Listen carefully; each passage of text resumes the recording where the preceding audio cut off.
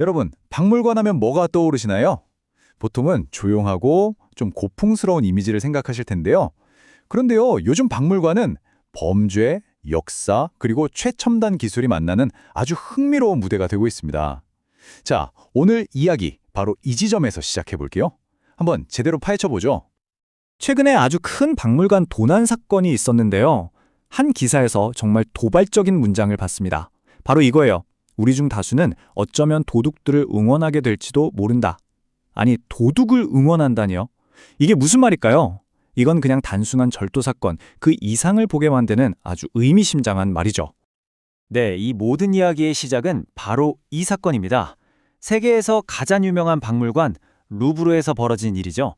전 세계를 떠들썩하게 만든 보석 도난 사건이요. 자, 그럼 구체적으로 어떤 일이 있었는지 한번 볼까요?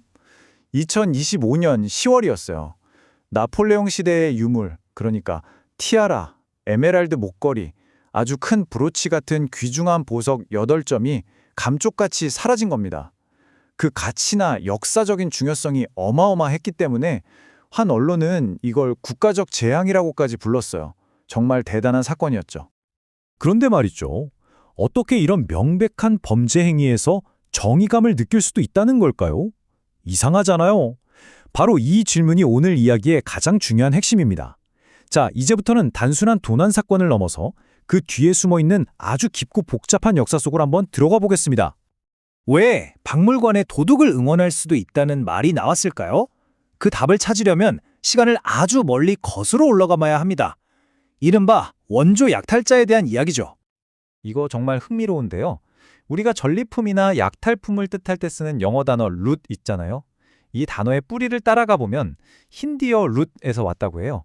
훔친 물건이라는 뜻인데 영국이 인도를 식민 지배하던 시절에 영어로 쏙 들어온 거죠. 그러니까 이 단어 하나에 이미 식민주의 역사가 담겨 있는 셈입니다. 우리가 오늘 다룰 주제를 정말 완벽하게 보여주는 예시죠.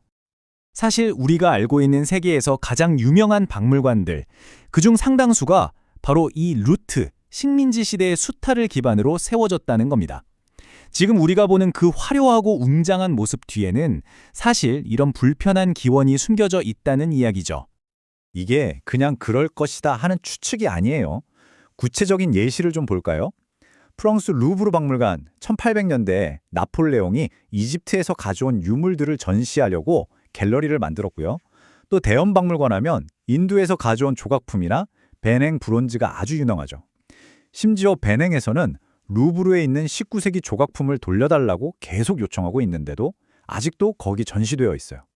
자, 보세요. 박물관은 이제 이런 복잡한 디지털 시스템이 됐습니다. 과거에는 상상도 못했죠. 그럼 여기서 질문이 생깁니다. 과연 이런 새로운 기술, 새로운 모델이 이토록 오랫동안 얽혀온 문제적 과거를 깨끗하게 지울 수 있을까요?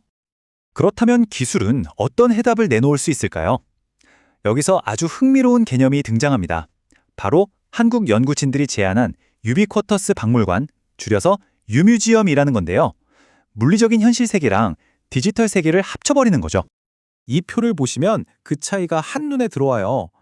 우리가 아는 현실 박물관은 직접 가야만 했잖아요. 그 다음엔 인터넷으로 보는 가상 박물관이 나왔죠. 그런데 유비쿼터스 박물관은 이 둘을 합친 겁니다. 물리적인 공간에 있으면서도 디지털 정보를 동시에, 그것도 언제 어디서나 내게 딱 맞춰서 얻을 수 있는 거죠. 정말 큰 변화예요. 이걸 가능하게 만드는 핵심 기술이 바로 유비쿼터스 컴퓨팅입니다. 좀 어려운 말 같지만 쉽게 생각하면 이런 거예요. 컴퓨터가 더 이상 네모난 상자가 아니라 공기처럼 우리 주변 환경 곳곳에 스며들어 있는 거죠. 그래서 박물관 전체가 하나의 거대한 스마트 기기처럼 움직이는 겁니다. 그럼 이 시스템은 어떻게 돌아갈까요? 5가지 핵심 부품이 있습니다. 첫째, 센서가 주변 상황이나 사물을 감지해요. RFID 태그 같은 거요. 둘째, 프로세서가 그 정보를 분석하죠.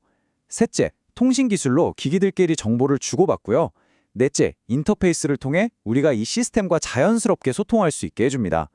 마지막으로 이 모든 걸 보안 기술이 안전하게 지켜주는 거죠. 이 5가지가 착착 맞물려 돌아가는 거예요. 자, 그럼 이런 기술들이 실제로 박물관 안에서 어떻게 우리의 경험을 바꾸는지 한번 들여다볼까요? 자, 상상해보세요. 여러분이 지금 이 스마트 박물관에 딱 들어섰습니다. 과연 관람 경험이 어떻게 달라질까요? 일단 입구에서 개인 디지털 박물관 도우미 같은 기기를 하나 받아요. 여기서 내가 편한 언어, 보기 좋은 글자 크기를 다 설정할 수 있죠. 그리고 그냥 걸어 다니기만 하면 돼요. 어떤 전시물 앞에 서면 이 기기가 알아서 저한테 딱 맞는 정보를 화면에 띄워줍니다. 와, 여기서 끝이 아니에요. 제가 어떤 걸 흥미롭게 봤는지 파악해서 다음엔 저쪽으로 가보시는 건 어때요? 하고 추천까지 해준다니까요. 좋아요. 관람객 경험은 이렇게 근사하게 바뀌는데 그럼 소장품을 지키는 문제는 어떨까요? 보안은요? 이게 바로 루브르도난 사건 같은 일을 막을 수 있는 기가 막힌 방법입니다. 모든 유물에 아주 작은 RFID 태그를 붙여두는 거예요. 그럼 실시간으로 모든 유물의 위치를 파악할 수 있죠. 초당 20개 이상을 스캔할 수 있을 정도니까요.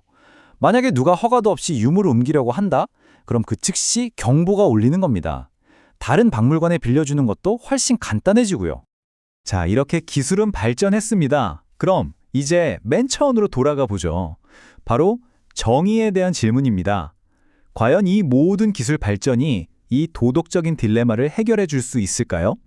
분명히 첨단 기술 덕분에 박물관은 훨씬 안전해지고 관람객 개개인에게 더 좋은 경험을 줄 수 있게 됐어요. 하지만 근본적인 질문은 여전히 남아 있습니다. 이 유물은 과연 여기에 있는 게 맞는가 하는 논란 말이에요. 결국 기술이 이 문제까지 해결해 주지는 못하는 거죠. 그래서 앞으로 나아갈 길은 크게 두 갈래로 나뉩니다. 한쪽에서는 물리적으로 반환해야 한다.